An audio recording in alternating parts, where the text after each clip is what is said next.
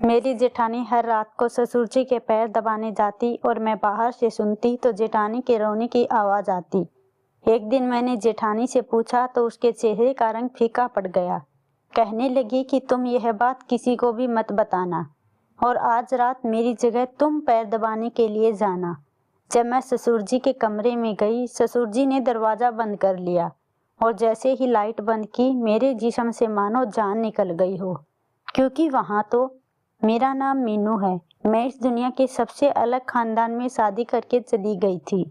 जी हाँ, यह कहना सही था, क्योंकि वहाँ काम ही ऐसे होते थे कि समझ से बाहर थे। मेरे ससुराल में मेरी एक जेठानी थी। जेठ जी शहर से बाहर काम करते थे। कभी कभी वे घर पर आते थे। दरअसल हमारी शादी हमारी मर्जी से हुई थी और मेरे घर वाले राजी नहीं थे, क्योंकि मेरा पति बहुत कमज़ोर और बीमार नजर आता था। मेरे पिताजी को पूरा यकीन था कि यह नशा करता है, जबकि ऐसा नहीं था। मैं बस इतना चाहती थी कि हमारी शादी शांति और सुकून से हो जाए, पर ऐसा नहीं हुआ और बात बिगड़ गई। मेरे घर वालों ने मेरे पति से कहा कि तुम्हारे पास 3 दिन हैं, इसे शादी करके ले जाओ, वरना चौथे दिन हम इसकी शादी कहीं और करवा देंगे। पति ने हाथ पांव मार के अपने दोस्तों की मदद ली और शादी हो गई। पापा ने कहा कि तुम्हारे लिए आज से इस घर के दरवाजे हमेशा के लिए बंद हो गए हैं। मैं हैरान रह गई, जबकि आहान के पापा बिल्कुल भी नाराज नहीं थे। अब मेरा पति दिन रात मेहनत करने लगा, क्योंकि हमें पैसों की ज़रूरत थी। वह सुबह काम पर जाता और रात को लौटता। ऐसे में घर में सिर्फ मैं और मेरी जेठानी ही थी। एक दिन मैंने बहुत ही अजीब देखा। रात होते ही मेरी जेठानी सारा काम खत्म करने के बाद मेरे ससुर जी के कमरे में गई। उनके हाथ में एक तेल की कटोरी थी। यह सब देखकर मुझे बड़ा आश्चर्य हुआ। जेठानी अंदर गई और उसके बाद उसने दरवाज़ा बंद कर दिया। मैं हैरान रह गई कि भला इस वक्त इसका अंदर क्या काम है और यह तेल लेकर क्यों जा रही है। कुछ देर तो मैं खड़ी रही कि शायद तेल देने गई होगी, वह दरवाज़ा गलती से बंद हो गया होगा, वह अभी आ जाएगी, लेकिन वह वापस नहीं आई। आधे घंटे तक मैं इंतज़ार करती रही। फिर मैं भी अपने कमरे में चली गई। थोड़ी देर के बाद मेरे पति ने मुझे चाय बनाने को बोल दिया। मैं चाय बनाने के लिए दोबारा किचन में गई। तब भी मैंने देखा कि मेरी जेठानी अपने कमरे में नहीं थी और ससुर के कमरे की लाइट बंद थी। इसका मतलब कि वह दोनों सो चुके थे। मैं चाय पीने के बाद दोबारा बर्तन रखने के लिए आई तो मैंने देखा कि अभी भी जेठानी अपने कमरे में नहीं थी। मैं कुछ भी नहीं कर सकती थी, इसलिए अपने कमरे में आ गई। सुबह मैंने अपनी जेठानी से पूछना चाहा, लेकिन हिम्मत नहीं हो रही थी। अगले दिन फिर से यही हुआ। वह रात को काम खत्म करके सभी के सो जाने के बाद तेल लेकर मेरे ससुर के कमरे में चली जाती और मैं देर तक जागती रहती, क्योंकि मेरा पति देर रात को आता था। दरवाज़ा बंद होने वाली बात ने मुझे बहुत परेशान कर दिया था। मैं धीरे धीरे चलती हुई कमरे के पास चली गई। मेरे कदम बहुत ही धीरे धीरे आगे बढ़ रहे थे और कान ज़्यादा ही खुले थे। थोड़ी ही आवाज़ होने पर मैं इधर उधर देखना शुरू हो जाती थी, लेकिन फिर मैंने ऐसी आवाज़ सुनी जिसको सुनकर मेरे पैरों तले ज़मीन खिसक गई। कमरे से मेरी जेठानी के रोने की आवाज़ आ रही थी। मैं अपने कानों को हाथ लगाने लगी और मैं यह सोचने लगी कि आखिर यह क्या हो रहा है। मुझे लगा कि शायद मेरा वहम होगा, लेकिन मैंने आवाज़ सुनी और अब तो मुझे पूरा यकीन हो गया था कि दाल में कुछ तो काला है। मैंने दरवाजे को खटखटाया, तभी कमरे की लाइट ऑन हो गई और मैं डर गई थी, इसलिए वापस अपने कमरे में आ गई। सोचा अपने पति से इस बारे में बात करूं, लेकिन उसको यह सब कुछ मैंने नहीं बताया। अगले दिन मैंने अपनी जेठानी से कहा कि रात को आप ससुर जी के कमरे में क्या करने गई थी और आपके हाथ में तेल था और आपने दरवाज़ा भी बंद कर दिया। मेरी जेठानी के चेहरे का रंग फीका पड़ गया। उसको मुझसे इस तरह की बात सुनने की कोई उम्मीद नहीं थी। कहने लगी कि उनके पैरों में दर्द था, तो मैंने सोचा कि पैरों को थोड़ा दबाकर तेल से मालिश कर देती हूँ, थोड़ा आराम मिल जाएगा। मैंने कहा कि आप मालिश करने गई थी, लेकिन दरवाज़ा बंद करने की क्या ज़रूरत थी, और आप तो अंदर जाकर बैठ गई। मैं आधे घंटे से देख रही थी, आप कमरे में नहीं थी। मेरी जेठानी ने मुझसे झूठ बोल दिया कि मैं कमरे में नहीं थी, बाथरूम में गई होगी, इसलिए तुम्हें शायद नजर नहीं आई। मेरी तबीयत थोड़ी खराब थी। वह मुझसे नजरें नहीं मिला रही थी और काम करने चली गई। मैंने पूछा कि क्या हुआ था तुम्हारी तबीयत को, तो वह गुस्से से बोली, क्यों तुम इतनी सी बात को बड़ी कर रही हो? छोड़ो यह सब, आज बहुत ज्यादा गर्मी है और तुम मुझसे इतने सवाल क्यों कर रही हो? उसने बात को पलट दिया, लेकिन मुझे अंदाजा हो गया था। जब मैंने यही बात अपने दोस्त को बताई तो उसको यह बात सुनकर आश्चर्य हुआ। वह बोली, तुम पागल तो नहीं हो गई हो? वहां पर क्या हो रहा होगा यह तुम्हें पता करना चाहिए। मेरी जेठानी भी अजीब तरह की औरत थी, अकेली रहना ही पसंद करती थी और कपड़े भी बड़े खुले खुले पहनती थी। एक तरफ बोलती कि मुझे बहुत गर्मी लग रही है, वह दूसरी तरफ इतने लंबे और मोटे कपड़े पहनती थी। उसको देखकर बिल्कुल भी नहीं लगता था कि उसका पति बाहर विदेश में है। वह बिल्कुल नॉर्मल सी रहती, कभी उदास नजर नहीं आती, तैयार भी होती, नए नए कपड़े पहनती। वह घर पर हमेशा सज संवर कर रहती थी। मुझे समझ में नहीं आता था कि जब उसका पति घर पर रहता ही नहीं तो वह तैयार होकर किसको दिखाती है। लेकिन फिर मैंने सोचा कि उसका दिल करता होगा तैयार होने का, और यह तो अच्छी बात है। इंसान को अपने लिए तैयार होना चाहिए। रही बात मेरे जेठ की, तो ना उस घर में मेरे जेठ की कभी कोई चर्चा होती थी, ना ही उसका कोई नाम लेता, और ना ही मैंने कभी उसकी कोई फोटो देखी थी। जेठानी को भी मैंने कभी अपने पति से बात करते हुए नहीं देखा। यहाँ तक कि मेरे ससुर जी को भी कभी जिक्र नहीं करते देखा।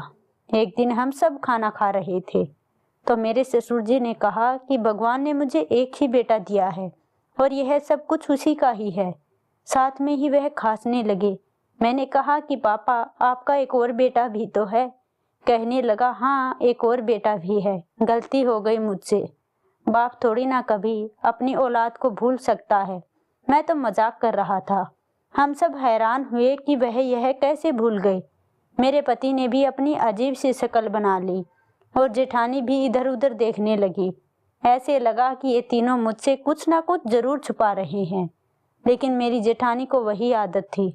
फिर मैंने उससे सवाल किया तो कहने लगी कि ससुर के पैरों में दर्द होता है, जब तक उनके पैरों को नहीं दबाती उनको नींद नहीं आती।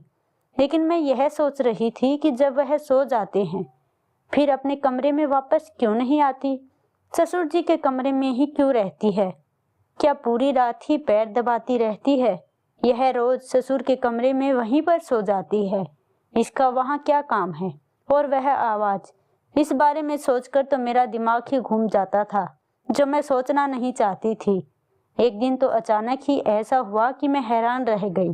मैंने अपनी जेठानी को कपड़े बदलते हुए देख लिया था। वह मुझे देखकर एकदम घबरा गई, लेकिन इससे ज्यादा तो मैं सदमे में थी। मैंने कहा कि आप तो माँ बनने वाली हैं और आपने मुझे बताया क्यों नहीं इतनी बड़ी बात? उसकी जुबान मानो उसका साथ ही नहीं दे रही थी। पहले तो वह बहुत घबरा गई, फिर खुद को संभाल कर बोली, हमारे खानदान में यह सब बताया नहीं जाता। जब तक बच्चा 7 महीने का हो जाता है तब तक किसी को भी यह बात नहीं बताई जाती। कहते हैं कि बताने से नजर लग जाती है। इसलिए मैंने कभी किसी को यह बात नहीं बताई कि मैं माँ बनने वाली हूँ। मैंने कहा कि मेरे पति ने भी मुझे यह नहीं बताया, कभी ससुर जी ने भी इसका जिक्र नहीं किया। क्या उन लोगों को भी नहीं पता? उसने कहा कि शायद भूल गए होंगे। मैंने सोचा कि कोई इतनी बड़ी बात कैसे भूल सकता है, और मुझे भी नहीं पता चला, क्योंकि मेरी जेठानी बहुत खुले कपड़े पहनती थी। पर अब उसको देखकर लग रहा था कि जैसे 8वां महीना चल रहा हो। इसका मतलब कि 8 महीने पहले मेरे जेठ जी आए थे, लेकिन फिर भी कोई उस घर में उसका नाम नहीं लेता। क्या उससे कोई दुश्मनी थी, या यह उनको पसंद नहीं थी?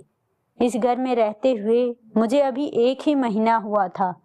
फिर मैंने सोचा कि एक तो मेरी जेठानी की यह हालत है, ऊपर से मेरे ससुर जी फिर भी अपने पैर दबाने के लिए बुला लेते हैं, अपने पैरों की मालिश करवाते हैं। उनको इतना तो सोचना चाहिए कि यह पेट से है और इसको आराम की जरूरत है। एक दिन हम सब खाना खा रहे थे तो मैंने अपनी जेठानी से कहा कि मैंने आपके लिए चाट बनाई है, ऐसी हालत में आपको चाट खाने का मन करता होगा। यह सुनकर मेरी जेठानी के गले में खाना अटक गया और ससुर जी ने भी उनको बड़ी हैरानी से देखा। वह सबके सामने कहने लगी कि तुम्हें क्या हो गया? तुम्हें किसने कह दिया कि मैं पेट से हूँ, जबकि मेरे पति ही मुझसे मिलने के लिए नहीं आया है। मेरे पैरों तले जमीन खिसक गई कि कैसे मेरी जेठानी ने तुरंत ही झूठ बोल दिया था, जबकि मुझे अच्छी तरह से पता था कि वह पेट से है। मेरे ससुर जी ने भी कहा कि वह तुमसे मजाक कर रही थी और तुमने सच मान लिया। बेटी, अभी कोई ऐसी खुशखबरी नहीं है। इस खुशखबरी के लिए तो हम तुम लोगों की तरफ ही देखते हैं कि जल्दी से कोई खुशखबरी सुना दो। फिर मेरे पति कहने लगे कि तुम्हें क्यों लगा कि यह पेट से है? मेरे भाई को तो आए हुए 2 साल हो गए। तुम्हें ऐसा मजाक नहीं करना चाहिए। फिर मेरे ससुर जी कहने लगे कि मैं इसको इसके मायके छोड़कर आता हूँ। अब इसका पति नहीं है तो यह जिम्मेदारी मुझे ही पूरी करनी है। यह कल से कह रही है कि इसे मायके जाना है और इसे जब भी जाना होता है तो मैं ही इसे लेकर जाता हूँ और शाम को वापस लेकर आऊँगा। जब शाम को मेरी जेठानी आई तो मैं देखकर हैरान रह गई, क्योंकि उसके चेहरे पर एक बहुत बड़ा निशान बना हुआ था, जैसे किसी ने मारा हो। मैं आगे बढ़ी। मैंने कहा कि यह तुम्हें क्या हुआ है, कैसे हुआ? कहने लगी कि मैं रिक्शा से गिर गई और मेरा मुंह है जमीन पर जा लगा। मैं हैरान रह गई। मेरी जेठानी को देखकर लग रहा था कि वह झूठ बोल रही है। वह अपने कमरे में चली गई और खाना भी नहीं खाया। आज रात जब वह ससुर जी के कमरे में जा रही थी तो उसकी आंखों में आंसू बह रहे थे। जब वह कमरे में जा रही थी तो उसने अपने आंसू पोंछ लिए। मैंने सोचा कि इसके साथ कोई ना कोई जुर्म तो जरूर हो रहा है यहाँ पर, और यह सब कुछ सहन कैसे कर रही है। एक दिन मुझे बहुत गुस्सा आया और मैंने अपनी जेठानी को कहा कि इतना बड़ा झूठ क्यों बोलती हो सबके सामने? मैं कोई अंधी नहीं हूँ। मैंने तुम्हें अपनी आंखों से देखा है कि तुम माँ बनने वाली हो।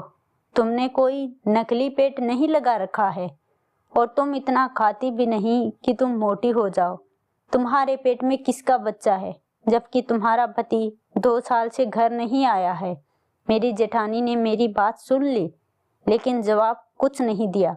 मैंने कहा कि उस कमरे में से वापस क्यों नहीं आती हो? तेल लगा दिया तो वापस आ जाया करो। वहाँ सोने की क्या जरूरत है?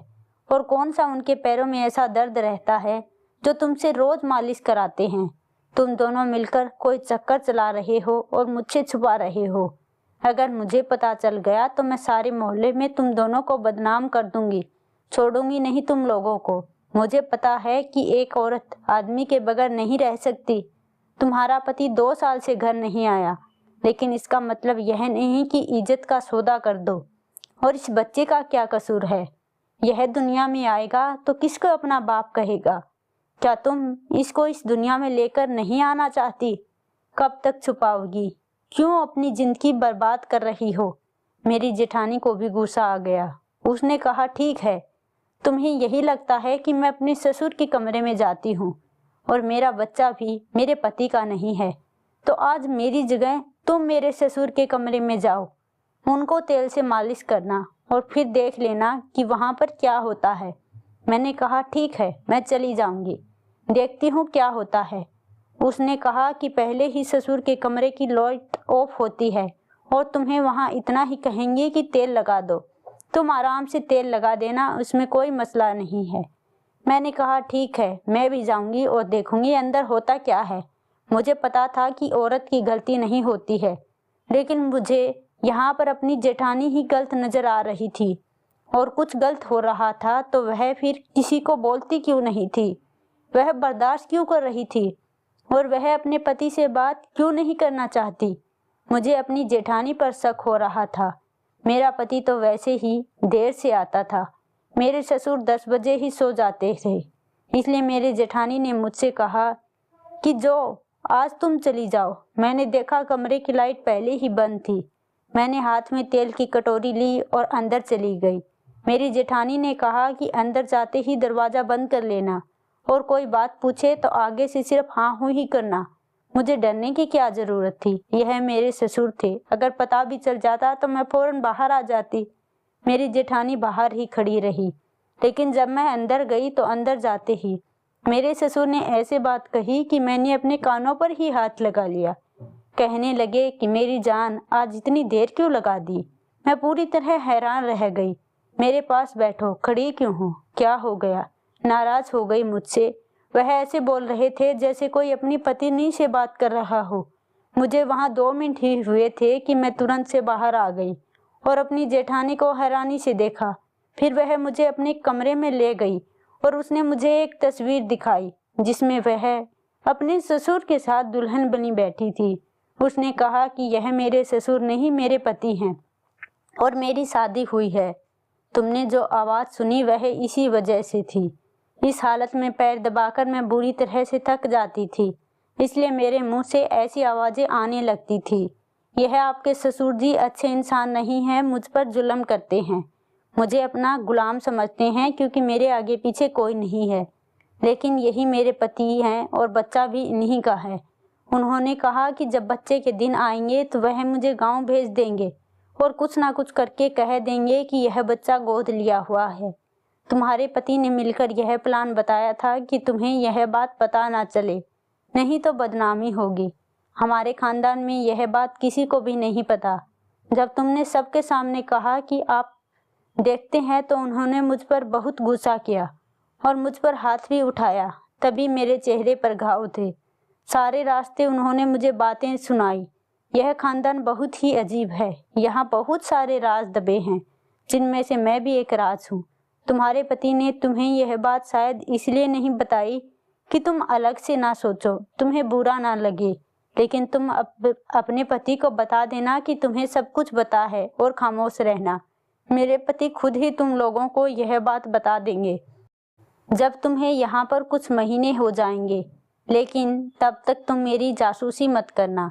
मैंने अपनी जेठानी से माफ़ी मांगी और वादा किया कि आगे से ऐसी कोई बात नहीं करूँगी, क्योंकि मेरी वजह से आपकी ज़िंदगी भी बर्बाद हो सकती है।